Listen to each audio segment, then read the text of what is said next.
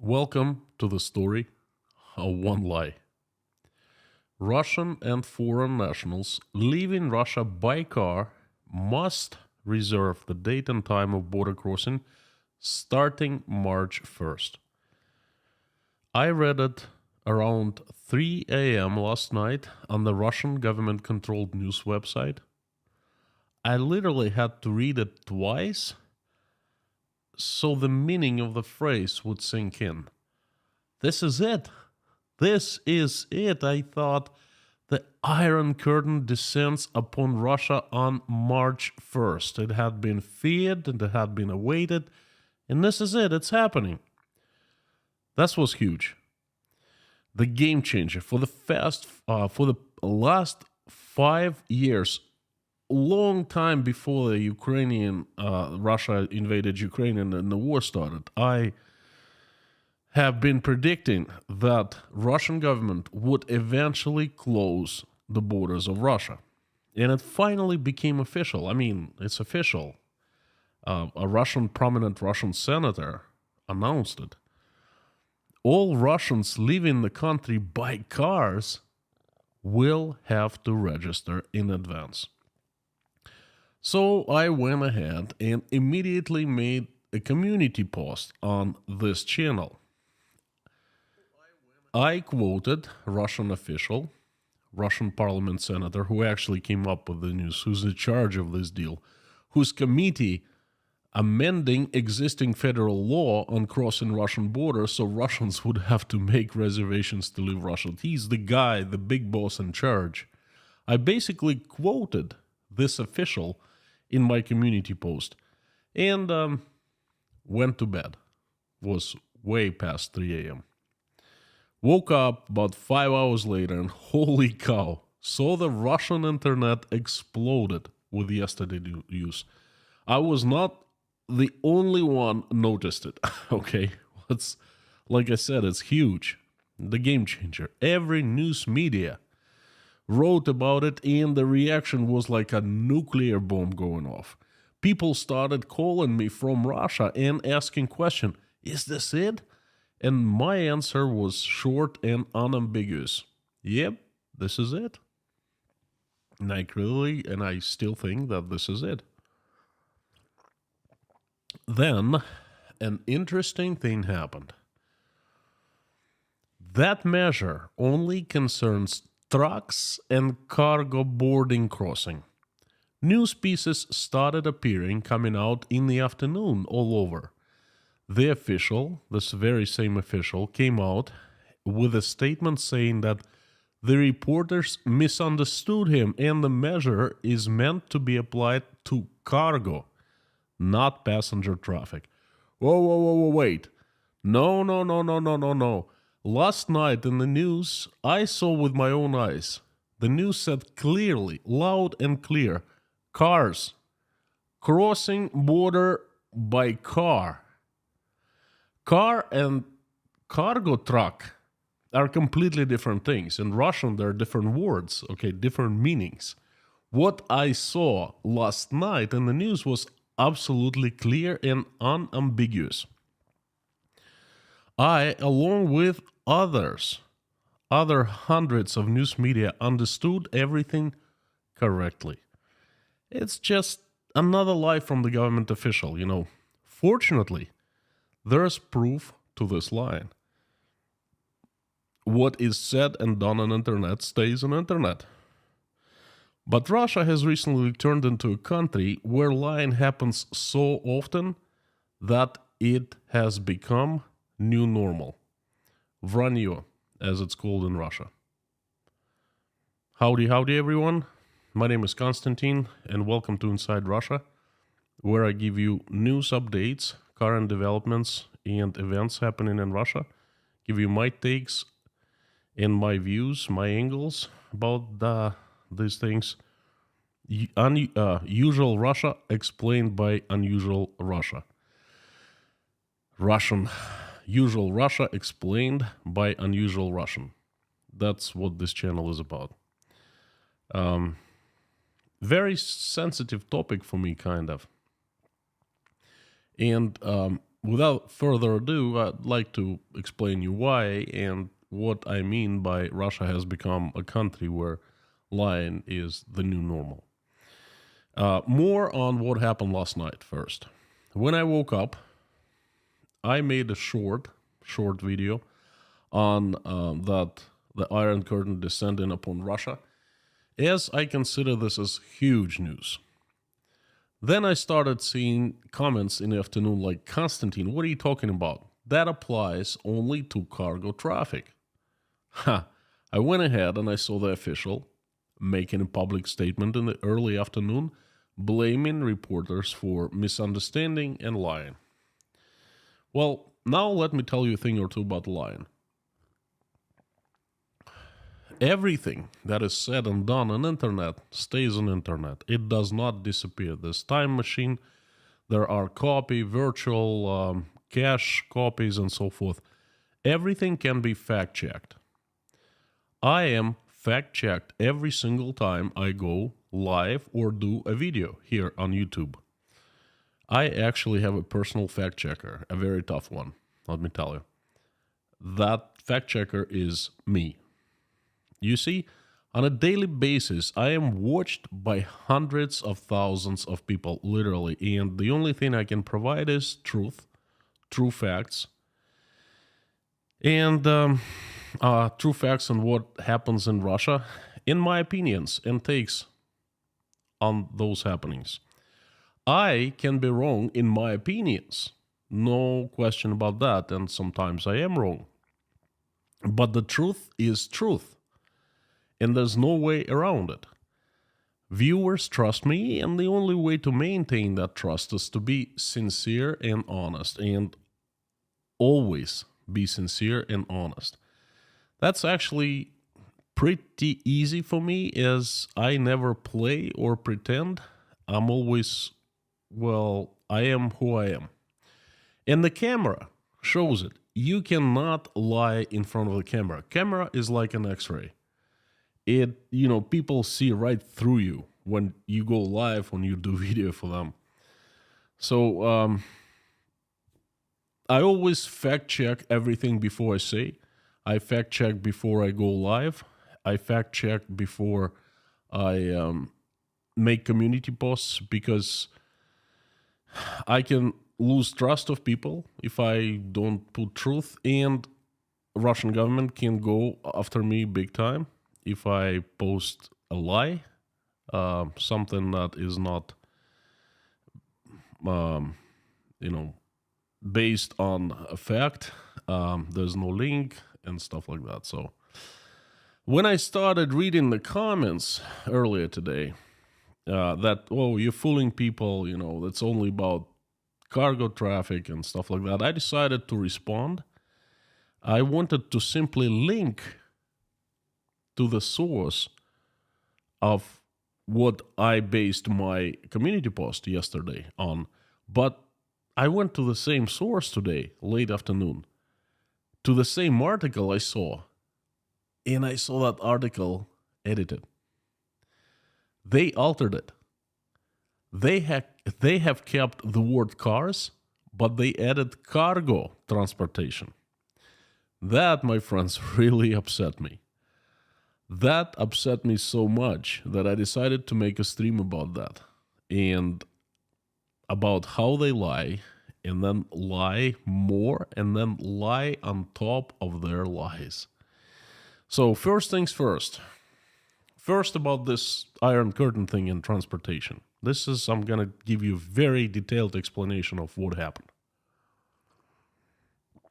I can clearly see everything that has been done today in my head, as it happened to me.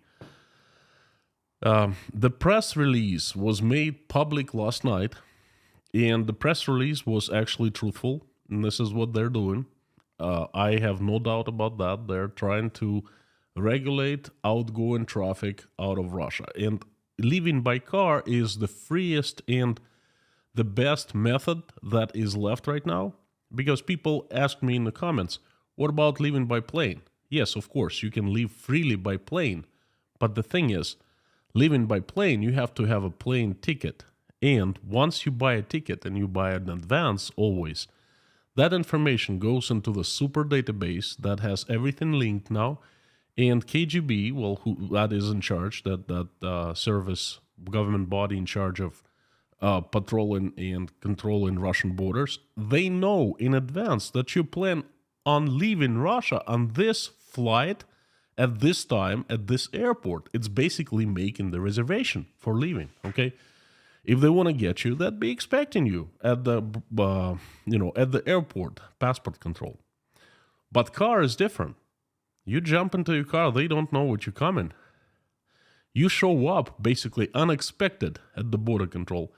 And of course, they have the database and everything, but they're not prepared. They don't know you're coming. You have freedom to show up at any time. What they're doing is they're trying to take that freedom away from you. They're saying, please leave Russia, but make an appointment. And then they leave themselves an opportunity to deny you. Basically saying that, you know what, I'm sorry, but you can't leave because there are no available spots. All other people took them. Okay, so I believe that statement that I read last night that just perfectly, it fits perfectly into my picture of what is happening in Russia. And the press release was made at night. By morning, there was an informational explosion, and it was noticed by different government bodies that are responsible for keeping people at bay, people calm, to keep people calm and safe and, without boiling too much. So I think the guys show up at work at 9 o'clock in the morning. They start searching, or perhaps even earlier, they start looking at what's going on in the papers and the internet, and all of a sudden they see this huge discussion, public discussion, social discussion of this thing. So I think that the guy's boss got a telephone call. He talked to the guy, or perhaps, most likely screamed at the guy, like, what the heck fudge you doing, and stuff like that. And my bet, it happened around noon or before noon. And in the, early afternoon, about 2 p.m., there was a press release, another press release by that guy clarifying, saying, oh, people, you misunderstood what we meant. We meant it's for cargo traffic, not passenger traffic. And he did it to pacify everyone, so it would keep people calm them down.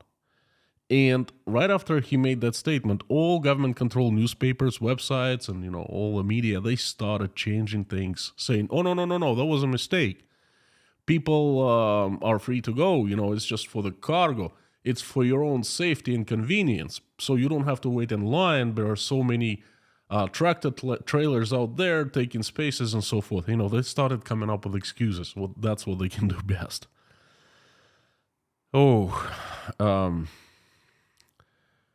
Just one little thing, though. You can't erase things on the internet. You cannot, well, at least not completely. On the Russian parliament website, there's a section that has all documents, including law drafts, for discussions, amendments that are being discussed, finalized in different stages and stuff like that. All the documents discussed in the Russian state parliament, by law, I think there's a law, they must be made public for the public to see. Kind of makes sense, So every Russian citizen can see what the parliament is actually doing, what kind of laws parliament creating. There was this amendments draft that stated that all Russian and foreign nationals leaving Russia by car, not by cargo truck, whatever, by car, must reserve date and time slot. The draft said that, and the draft was there available for everyone to see until late morning, and then the document was removed. It's not there anymore. I assume it'll appear edited, okay? But it's too late. Russia's biggest business newspaper called Kommersant has noticed the fact, and it's publicly written, the newspaper has publicly written about this change. It's right there on the Kommersant webpage and in Kommersant Telegram channel. Big exclamation sign. Please note that the draft was removed early morning,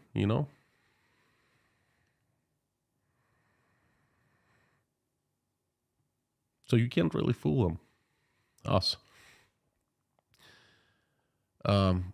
Also, quite a few prominent attorneys, big-time attorneys, human rights activists commented on the document before noon, before that statement, the second statement was made, before the document was taken down from Russian parliament website. Their opinion is universal and it's same as mine. The Iron Curtain is descending. One of the attorneys actually said that he wasn't sure it's the Iron Curtain this time, but he's certain that it's at least the plastic curtain. And by the way, not all the news outlets have altered the original news. There are still some from yesterday that is in original form stating what is my community post says. All Russian and foreign nationals who leave Russia by car must reserve date and time at border crossing. Plain and simple in these words. As a matter of fact, RIA Novosti, which is also a government-controlled media, at this minute still has the news that say that Russian and foreign nationals leaving by cars must register. To go figure. It's there. It's out there. Well, as for the ones commenting my post saying, Konstantin, what are you saying? They say officially it's only for cargo traffic. If you are sincere in your comments, if you sincerely put that, then you're being naive. Remember that you are up against professional liars who can run circles around you, and the system where lies aren't considered anything bad or shameful anymore. The system will run you. I will give you some examples of big lies that have happened recently. We all have witnessed them. Let's go back to 2021, late 2021 and early 2022, before February 24th. Russia had started amassing large amounts of troops, large numbers of troops along the Ukrainian borders, and explaining it's just an exercise, planned exercise. And lots of people in Ukraine and in the West, they got concerned. They started accusing Russia of plans to invade Ukraine. Sergei Lavrov, Russia's head of foreign affairs ministry, and his spokesperson Maria Zakharova publicly said dozens of times, responding to those allegations. They said that Russia would never invade Ukraine. They said that the allegations were absolute nonsense. They said that Russia would never fight or have war with Ukraine. They became huge liars on February 24th, 2022. We know what happened. Russia, using those amassed troops, invaded Ukraine, started hitting, bombing Ukraine, killing Ukrainians. It turned out Russia was doing just that, amassing troops to invade. I myself fell the victim of those lies. I sincerely had thought that Russia would never invade, and well, I've said that many times. I feel ashamed, and I feel really sorry about what I said many times before. Let's move on. Vladimir Putin made an address to the nation in the morning on February 24th. Well, he said, it's out there, it's public, it's in his speech. He said that Russia was forced to attack Ukraine. Well, my friends, no one forced Russia to attack Ukraine. Russian leadership made the decision on their own. That's a lie. Vladimir Putin saying in the same speech on February 24th that Russia would not occupy Ukrainian land no matter what. He repeated that in March, that Russia is not for the land grab. And at the end of October, the very same person signed the law, federal law, that making the annexation of 4 Ukrainian provinces official. He said multiple times Russia was not for the land grab, and then it was for the land grab. Moreover, at the very end of the year, one of the reporters asked him about the results of the special military operations, and Putin smirked, and he said, well, look, it's a success. Russia just gained 4 provinces, new land. So therefore, that's a success for Russia. So you see, that proves it had been planned all along. Moving on, Vladimir Putin publicly saying that would be no mobilization in Russia, as Russian professional army was very capable of reaching all goals of the special military operation. He said that on March 8th, 2022. Again, he addressed pretty much the nation. He made a public speech that was shown on all TV channels and printed in all newspapers. The very same person ordered mobilization 6 short months later, in September, late September 2022. He contradicted himself. Well, he was saying not a true thing. Top Russian politicians, Klishas, Volodin, and Putin himself publicly stated that Russia came to the annexed regions of Ukraine to stay forever, never to leave, and always would protect all new citizens. It was a big announcement at the time when the annexation was made legal in Russia, was made formal, in the end of October. And 4 short weeks later, Russian army was ordered to leave Kherson, one of the new regions. The decision by the army, made by the army leadership, by the army general who was controlling special military operation in Ukraine at the time, and silently approved by Commander-in-Chief, Putin himself. Well, all military decisions and actions are approved silently or disapproved by Vladimir Putin, because he's not just the president of Russia, but he's the Commander-in-Chief. He's #1 military person in the country. So he's responsible for all actions and decisions. He didn't say anything. So he didn't comment. He just kept on being silent. So therefore, he said something and then he contradicted himself. And I'm just naming you very few lies, the major ones, big ones, that they are right there in front of our eyes, right on the surface, Such lies have been taking place in Russia for a long time. This is just a culmination, what we're seeing right now. Before, there was the culture of bribing, there was a culture of kickbacks, there was a culture of trading government positions. Lies over a long time have created this culture, what we call it vranyo, a Russian language for lying. For many Russians, lying, taking bribes, saying one thing, then saying completely opposite thing, buying positions, doing, things behind the closed doors in terms of taxes, not paying taxes, etc., it's not even sinning anymore. These things are not sins. They're just like the new normal. People look at these big lies made by the leadership, by the highest Russia's leadership, and say, hey, if they can do that, why can't I? If they're allowed, if they do it all the time, why can't I? I will do it as well. I'm just following the leadership.